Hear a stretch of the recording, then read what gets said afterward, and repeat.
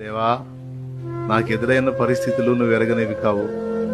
నేను ఎదుర్కొంటున్న శోధనలు నీకు తెలియనివి కావు. నా గుండె పిండినట్లయిపోతుంది. నా కాళ్ళు ఇక నిలకడగా ఉండవేమో, దిగిపోతానేమో, ఇక మళ్ళీ బయట పడలేనేమో అన్నంత పరిస్థితి నాకు వస్తుంది.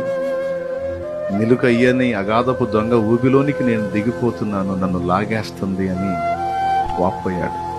దేవుని ప్రేమించి, అమితంగా ప్రేమించి దేవునితో నడుస్తున్నటువంటి భక్తులకు ఇలాంటి పరిస్థితులు, పరిణామాలు ఎదురవుతాయి అనేది అక్షర సత్యం.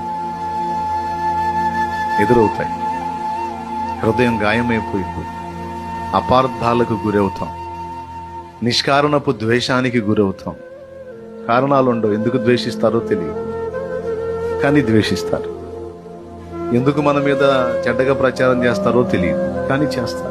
ఎందుకు మన పతనాన్ని ఆశిస్తారో తెలియదు, కానీ కొంతమంది అయితే మనం చచ్చిపోయామన్న వార్త వినపడితే బాగుండని ఎదురు చూస్తుంటాం. అంత కక్ష వాళ్ళకి ఎందుకు వచ్చిందో మనకు అర్థం కాదు. కొన్నిసార్లు మన అనుకున్న వాళ్ళు సైతం మనల్ని అర్థం చేసుకో. ఇంత దారుణమైనటువంటి పరిస్థితుల్లోకి వెళ్ళి మనిషి ఎలా బతికున్నాడు అంటే మళ్ళా కీర్తనలు ఆయనే చెబుతాడు, యెహోవా నా కాపరి, గాఢాంధకారపు లోయలలో నేను సంచరించినను అపాయమునకు భయం